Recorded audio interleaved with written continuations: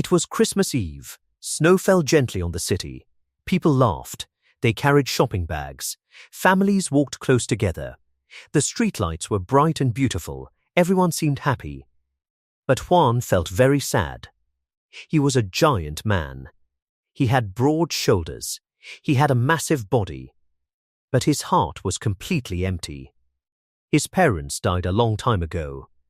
He lived all alone. He wanted someone to love. He wanted a real home. Juan walked toward the subway. He wanted to escape the happy crowds. Then, he saw an old man. The old man wore a dirty Santa suit. He sat on the cold, icy ground. He held a small cardboard sign. The sign said, "Tell Santa your wish." Juan felt sorry for the old man. He stopped walking. He bought a carton of milk. He took some money from his pocket. He placed them gently on the sign. "Merry Christmas," Juan said. Suddenly, the old man grabbed Juan's hand. His grip was incredibly strong. Juan was shocked. He could not move his arm. "You are a truly good person," the old man said. "I must reward you. Tell me your wish." Juan was a little scared. He tried to pull his hand away. But the old man held tight. The old man looked desperate. Juan gave up. He sighed. He decided to tell the truth. "I want a family," Juan said softly. "I want a home that will never leave me. I want a wife as gentle as a rabbit. I want a daughter as cute as a squirrel." The old man smiled. It was a creepy smile. His eyes turned a glowing, scary red. "It is done," the old man whispered. "A pure wife and a sweet daughter are yours." Juan finally yanked his hand away. He ran into the subway station. He thought the old man was just crazy. Juan got on the empty train. He sat down. He closed his eyes. The train hummed quietly. Juan fell into a deep sleep. Juan woke up. He felt a freezing chill. The train was gone. The city was gone. He looked around in panic. He was inside a rusty iron cage. He had no clothes on. Heavy metal chains locked his feet. A dead man sat next to him. The dead man wore dirty rags. Outside the cage, a horse pulled the cart. Guards walked next to the cart. They wore old, metal armor. They spoke a strange, ugly language. Juan did not understand a single word. He realized the terrible truth. He was not on Earth anymore. He was in a different world. He was a slave. Weeks passed slowly. The cart traveled far across the land. The weather was freezing. Juan was starving. The guards stopped at different villages. They sold slaves to the local people. People bought the strong and healthy slaves. But no one bought Juan. He looked too weak. He looked too broken. Juan lost all hope. He felt totally alone in this cruel place. Why should he keep living? This new world was pure hell. He looked at the dirty floor of the cage. He saw a rusty metal fork. Juan picked up the fork. He held it tight in his big hand. He decided to end his life. Death would stop the cold. Death would stop the pain. He pressed the sharp fork to his neck. He closed his eyes. He got ready to push. Then he heard a soft voice. He opened his eyes. A woman stood outside the iron bars. She was beautiful. She had a kind, warm smile. A little girl hid behind the woman's dress. The girl had big, cute eyes. She had messy blonde hair. She looked just like a small squirrel. The woman reached into the cage. Her hand shook with fear. She gave Juan a piece of crusty bread. Juan stared at them. He felt a warm spark in his cold heart. He dropped the fork. It hit the floor with a loud clang. The heavy wooden cart finally stopped in front of a small, cozy cabin hidden deep in a quiet forest. For Juan, everything changed the moment he stepped inside. It was nothing like his cold, rusty iron cage. The air was warm, smelling of burning wood and fresh food. At a simple wooden table sat a beautiful woman and a little girl with messy blonde hair. The soft light from the fireplace glowed on their faces as they ate. The little girl slurped her hot soup with so much joy that the whole room felt bright and happy. Juan stood quietly and watched them. The woman was as gentle as a rabbit, and the girl was as cute as a tiny squirrel. Suddenly, it all made sense. The crazy old Santa Claus he had met back in the city had not lied. The old man's promise was coming true. Juan's reward had finally begun. As they ate, Juan watched a beautiful moment unfold. The mother gently pushed her own bowl toward her daughter, claiming she wasn't hungry. But the little girl was smart. She knew they were both starving. She took her spoon and carefully poured exactly half of her soup back into her mother's bowl. A look of deep, pure love washed over the mother's tired face as they smiled and finished their meal together. However, this happy home held a dark and painful history. Just a few days earlier, their peace was shattered. The cruel village chief had kicked open their door. He told the terrified mother, Rigi, that the village leaders had made a decision. Her abusive husband had recently been killed by wild wolves. Now, a cart full of slaves had arrived, and she was forced to take one as her new husband. Rigi had felt like her world was ending. Her first husband had beaten her terribly. Her only light in the dark was 5-year-old Dorothy, her dead husband's daughter. Rigi loved the child deeply and swore to protect her. The thought of another violent man entering their lives filled her with dread. The next morning, Rigi and Dorothy walked to the village gates to face their fate. On the dirt road, they saw a large wooden cart carrying a heavy iron cage. Inside sat a massive man hiding in the shadows. It was Juan. Rigi froze. She noticed the hollow, desperate look in his eyes. He was holding a sharp metal fork to his own neck, ready to end his life. The mean village chief walked up and began insulting Rigi. Despite her fear, Rigi felt a deep pity for the desperate man in the cage. She knew what it felt like to want to die. Reaching into her basket, she bravely handed a piece of fresh bread through the cold iron bars. That small, warm act of kindness changed everything for Juan. The pure innocence of the child and the gentle care of the woman pushed away his dark thoughts.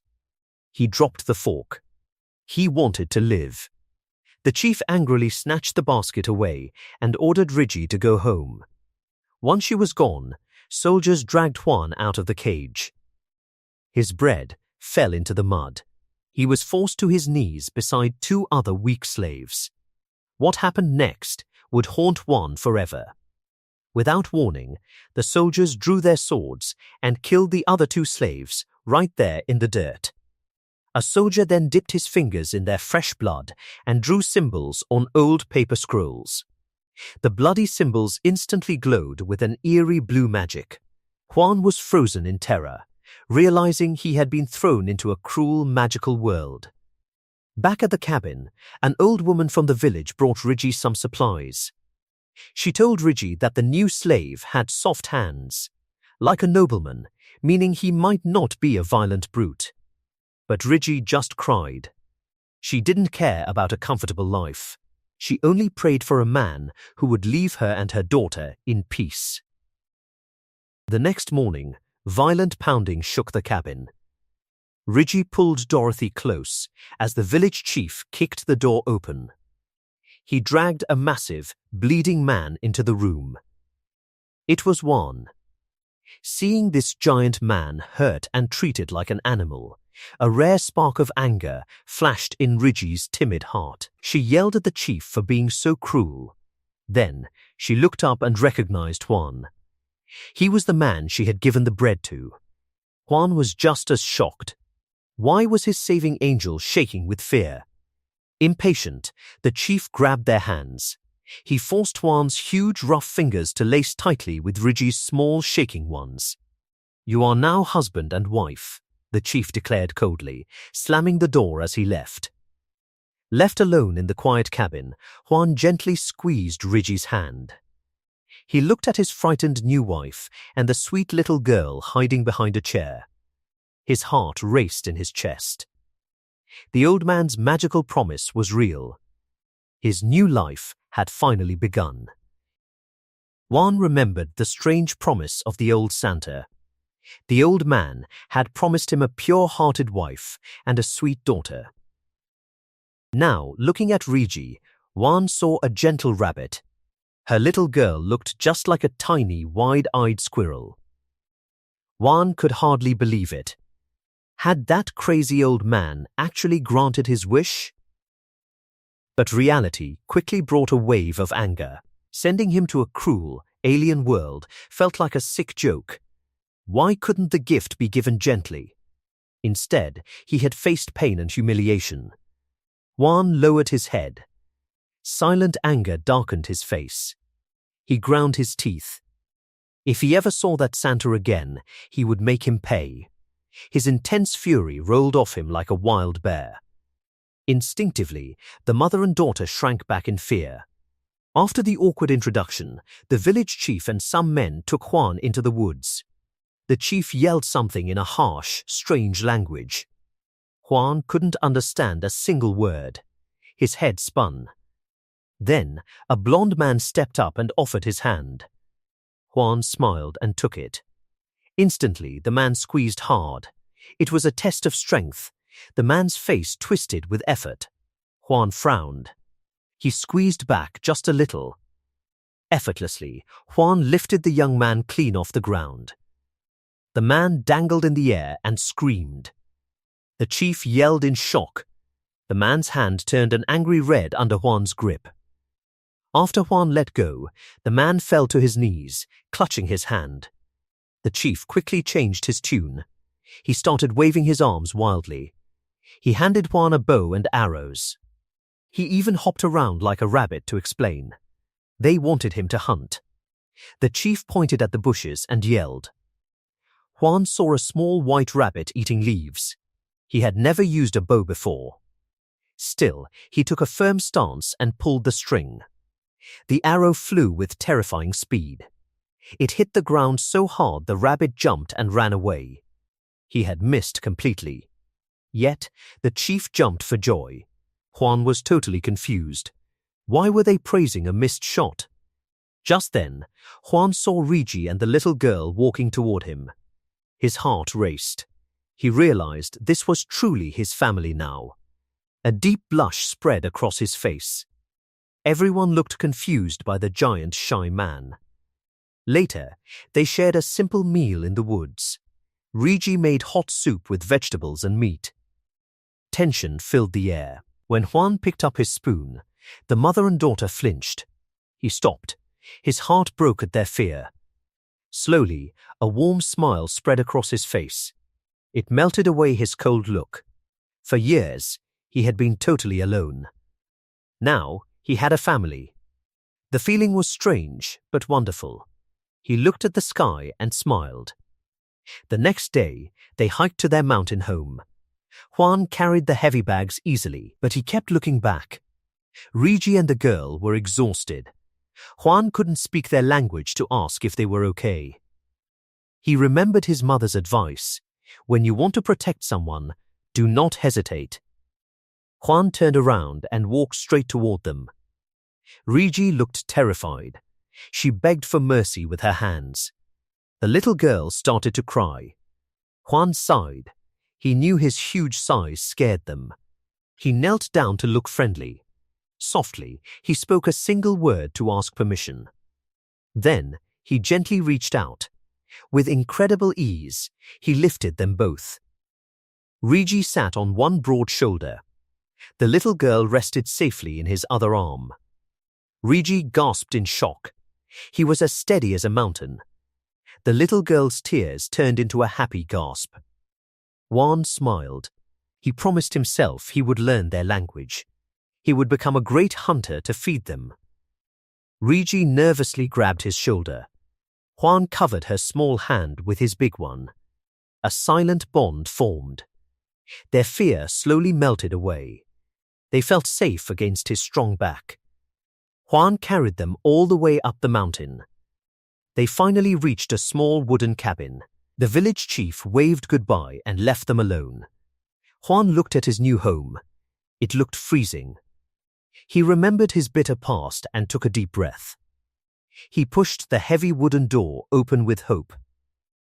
Suddenly, Rigi ran outside. Her face was red and tears streamed down her cheeks. Juan rushed to her, asking what was wrong. She stayed silent. Juan looked inside the cabin and his blood ran cold. The house was completely empty. Neighbors had stolen everything while they were away. The furniture, the shelves, and even the survival tools were gone. They had no way to fix the house. They had no weapons to fight wild animals. They were completely helpless. Juan found Rigi sitting in the cold shadows outside. She was shaking and crying in total despair. He sat down next to her. He kept a respectful distance, but shared the heavy silence. Gently, he reached out and stroked her hair. His touch was incredibly soft. Rigi stopped crying and looked at him with wide, glassy eyes. Juan gave her a small, warm smile. He wanted her to know everything would be okay. Rigi was still confused. They couldn't speak to each other. He didn't know how to hunt. How would they survive? But Juan looked deeply into her eyes. In a deep, strong voice, he promised to protect her. He gently held her cheeks in his large hands. It was a gesture of pure respect. A single tear rolled down Rigi's face. This time, it wasn't from fear. It was from the strange, warm trust growing in her heart. In the fading sunset, Rigi felt a rare sense of peace. Somehow, this giant stranger made her feel perfectly safe. Juan's mind drifted back to his old life. Since his parents died, he had been completely alone. He had always fought hard just to survive. Out of habit, he clenched his hand into a fist. It was a quiet reminder of his strength. But now, he finally had a real family. He had a true reason to stay strong. He pounded his chest in determination, silently promising to do whatever it took to provide for them. That silent vow broke Rigi. The emotional dam burst, and she began to cry heavily. Without saying a word, Juan gently pulled her close. He let her rest her head against his broad shoulder so she could release all her pain. Just then, the little girl saw them from a distance. She thought Juan was hurting her mother. In a flash of fierce anger, she charged toward them. She threw her tiny arms around Rigi from behind, yelling for the big man to leave her mother alone. In seconds, the three of them were tangled together. It was a clumsy, awkward hug, but it was their very first hug as a complete family.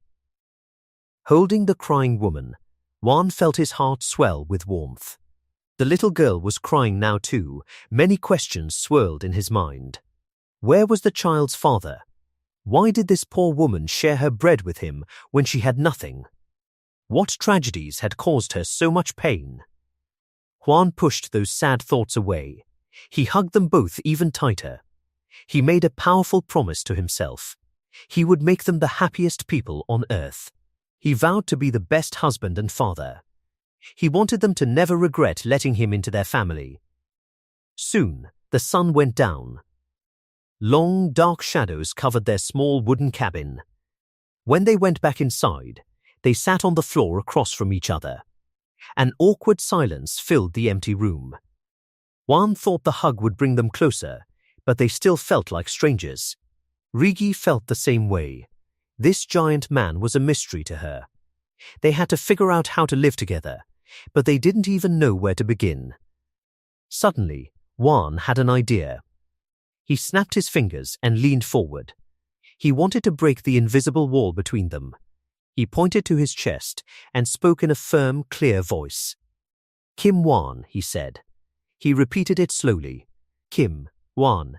He hoped they could at least learn his name. It worked. Rigi looked up in surprise and softly repeated the sounds. Juan smiled and held out his hand, silently asking for her name. She paused, then whispered, Ri. She took a deep breath and said it clearer. Rigi, Juan said with a huge smile. What a beautiful name. Next, Juan turned to the little girl. He smiled sweetly and asked her name. The child hid her face against her mother's side. Juan looked into her big, innocent eyes and realized something sad. Maybe she did not have a name at all. A wave of pity washed over him. Without hesitation, he gently stroked her messy hair. He decided to give her a beautiful name. Dorothy, he said. He thought of the brave girl from The Wizard of Oz. She was a hero who went on a great adventure, found loyal friends, and fought for happiness. The little girl tried to say the word, Zezugrati, she babbled. Juan laughed softly. He explained that the name would bring her many friends and lots of love. She didn't understand the words, but she understood his kind tone. Her face lit up with a huge smile. She tried again and said it perfectly. Dorothy, with their names shared, their new life truly began. Juan went outside to work. He swung his axe into the wood with powerful, steady chops to fix the house. From a safe distance, Rigi watched him. He was much bigger and stronger than her late husband. Yet, he was incredibly gentle with her. She had never met a man like him. She softly whispered his name to herself. Juan, she had no idea where he came from, but saying his name felt warm and sweet. In her entire life, Rigi had never been treated with such kindness. She wondered why this giant man was so good to her. Suddenly, Juan stopped chopping wood. He turned around, smiled, and called her name. In that moment, she noticed his dark hair and dark eyes. This reminded her of a famous rumor. People said a faraway country had summoned a legendary hero with jet black hair and jet black eyes. Could this kind man be the legendary hero? As Juan walked closer, Rigi felt shy and confused. She looked up at his tall, strong body. Her heart fluttered with a mix of fear and hope. When she looked closer, she realized his hair was not jet black. It was dark brown, just like his eyes. Rigi let out a quiet sigh of relief. He was not a magical hero. He was just a normal man who was unusually strong. But why did she feel so happy and peaceful? They had only met today. Her face turned red with shy confusion. Suddenly, Juan reached out. He gently placed his large hand on her head and stroked her hair. Rigi froze. In her painful past, a man's raised hand always meant she was going to be hit. But Juan's hand just brushed through her hair. It was so gentle and warm. Instead of wanting to hide, she felt safe. She secretly wished he would never stop petting her hair. Seeing her relax, Juan gently pulled her a tiny bit closer. His own face started to turn red. Rigi looked so peaceful. Without warning, Juan slowly leaned forward and gently pressed his lips against hers. It was a sudden, sweet kiss. Rigi opened her eyes wide in shock, but she did not pull away. In that short moment, all her worries disappeared. All she felt was the pure sweetness of their first kiss. Then, Juan pulled back very fast. He looked completely shocked by his own actions. His face turned bright red. He stammered, but no words came out. He was incredibly embarrassed. The silence between them felt very heavy. Needing an excuse to run away, Juan grabbed a wooden water bucket. He held the handle tightly. Without saying a word, he turned around and sprinted toward the stream. He left Rigi standing there all alone. Her face was burning hot, and her heart was beating fast. She just stood there, happily thinking about the kiss. Meanwhile, Juan walked by the dark stream. He scolded himself out loud for moving too fast. He paced nervously, reminding himself that they were still strangers who could not speak the same language. The more he thought about it, the more panicked he became. He walked around in a fog of worry. Lost in his thoughts, Juan walked deep into the dark woods. Suddenly, a terrible chilling howl echoed through the trees. It broke the quiet night. Juan jumped. He told himself to focus, get the water, and go back to his family. But then, a cold shiver ran down his spine. Sweat dripped down his forehead. Out of the pitch-black bushes, a giant wolf slowly stepped forward. Its eyes glowed like burning red coals. It blocked Juan's path completely. The beast growled deeply and showed its sharp, terrifying teeth. This was a true monster of the night. Juan took a slow step backward. He stood perfectly still, gripping the wooden bucket tightly. He tried to stay calm, knowing the deadly beast was about to attack. Juan did not run away. He slowly put the wooden bucket down. He grabbed a heavy fallen log. It was a terrible weapon, but it was all he had. He gripped the rough wood tightly. He stared right into the giant wolf's glowing red eyes. He was ready to fight for his life. The beast jumped at him with terrifying speed. Juan swung the log hard. He blocked the wolf's deadly bite. The crash shook his bones. The wolf was incredibly strong and completely wild. It pushed forward and threw Juan backward. Juan flew through the air and hit a tree hard. His vision blurred, and he saw stars. Pain shot through his entire back. But Juan refused to die here. He let out a loud, angry roar. He charged right back at the terrifying wolf. He wanted to grab the monster by its throat.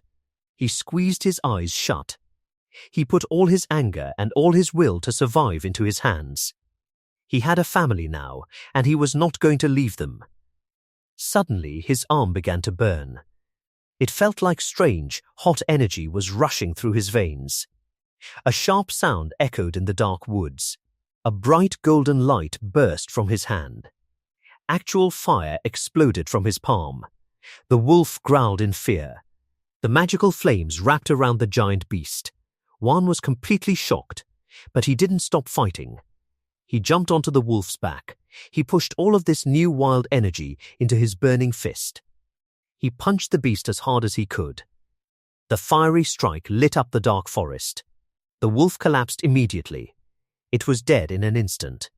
Even after the wolf stopped moving, Juan kept punching the air. His heart hammered in his chest. His body was running on pure adrenaline. Finally, he stopped. He fell onto the soft grass, breathing heavily. He looked at his hands in pure disbelief. He knew they had just been on fire. Yet, his skin was perfectly fine. His clothes were not burned at all. It was a complete mystery. Juan sat there, totally amazed. He had just used real magic. He remembered reading comic books and stories back home. In those stories, people who traveled to new worlds often got superpowers. Maybe he was like a hero in those stories now. He felt a sudden burst of hope. He pointed his hand at the dark sky. Fire, he yelled. Nothing happened. Only the cold wind blew through the trees. He tried again. His voice grew louder. Fireball, wall of flame, dragon's breath. He even tried waving his arms around. He felt a little silly. Nothing worked. The magic was gone. However, he knew it was not a dream. The pain in his back was completely gone. The magic had healed the bruises from hitting the tree. Juan looked up at the bright stars and smiled. If he could learn to control this fire magic, he could easily protect Reggie and Dorothy. He could hunt big animals to feed them. He could even heal them if they got sick. This power was an absolute miracle. Sitting in the quiet woods, old memories suddenly washed over him. After his parents died, only his grandfather had loved him. But then, his grandfather died in a sudden accident. Juan was left all alone with cruel relatives. He remembered his grandfather's funeral perfectly. An angry uncle had hit him hard. The uncle called Juan a curse. He screamed that Juan was the reason his parents and grandfather were dead. From that day on, everyone treated Juan like a monster. He was just a lonely high school student, but they hated him. Juan shook his head. He pushed those dark ghosts away. He was not a curse. He picked up the heavy dead wolf and put it on his broad shoulders. He remembered watching his grandfather prepare chickens on the old farm. If his grandfather could see him now, he would be so proud. Juan started walking back to the cabin. He just needed to figure out how to wake up his magic again. Back inside the warm cabin, Regi and Dorothy were making dinner. Dorothy happily handed a wooden bowl to her mother. Regi smiled and thanked her. Dorothy beamed. Her smile was as bright as the morning sun. She skipped around the glowing fireplace, feeling safe and happy. Then she heard a strange sound outside. Dorothy stood on her tiptoes. She looked out the dark window. Suddenly, a giant, scary wolf face appeared in the glass. Dorothy let out a terrifying scream. She fell backward onto the floor. Regi's heart dropped. She yelled for her daughter. Regi didn't freeze in fear. She grabbed a dull kitchen knife. It was her only weapon, but she didn't care. She ran to the door, pushing Dorothy behind her legs. She threw the heavy door open, ready to fight the monster for her child. The sight outside made Regi freeze. She broke out in a cold sweat. Juan was kneeling on the ground. The giant wolf was draped over his shoulders. He looked incredibly tired. Regi thought the beast was attacking him right then and there. She screamed his name in a complete panic. Juan looked up, completely confused by her screaming. Regi raised her knife high. She was going to stab the beast to save her man. Then she stopped. She realized the wolf was not moving. It was already dead. Regi dropped the knife. It hit the ground with a loud clatter. Her face turned bright red with intense embarrassment. She ran to Juan and threw her arms around him. She touched his face and arms, frantically looking for blood. Juan was surprised by her tight hug. He quickly told her he was okay. A second later, Dorothy ran out. She wrapped her little arms tightly around Juan's legs. She was crying very hard. Juan smiled softly. He knelt down to their level. He showed them a tiny scratch on his hand. He explained that it was just a very small bite. It didn't hurt at all. He gently rubbed their heads. He kept whispering that he was safe. Slowly, their breathing calmed down. Regi hugged him tighter. She whispered words he didn't understand. It sounded like a quiet prayer of thanks to the sky. Dorothy sniffled against his leg. Juan held them both closely. He felt terrible for scaring them so badly. Later that night, Juan went to the wooden shed. He needed to skin the wolf. He used a sharp blade to cut the heavy hide. He moved like a professional. However, it was very hard work. He wiped sweat from his forehead. He realized he needed to find an easier way to do this next time.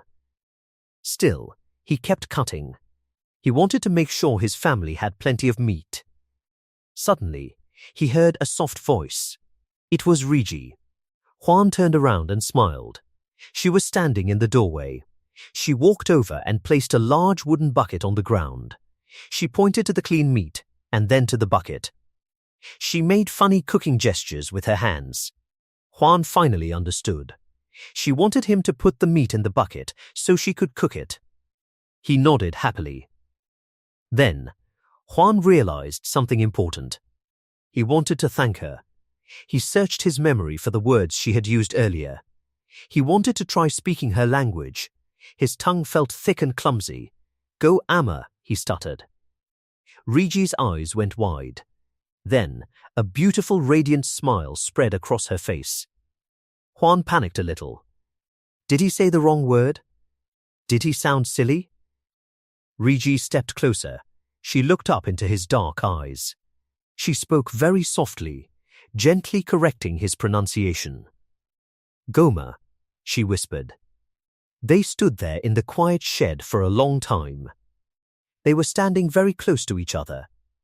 The air felt warm and special. Juan smiled back at her. He tried again, speaking clearly this time. "Goma," Regi blushed deeply. She smiled and shook her head, trying to tell him it was no problem. She felt so confused, but so incredibly happy. In her whole life, she had never known a man who said thank you.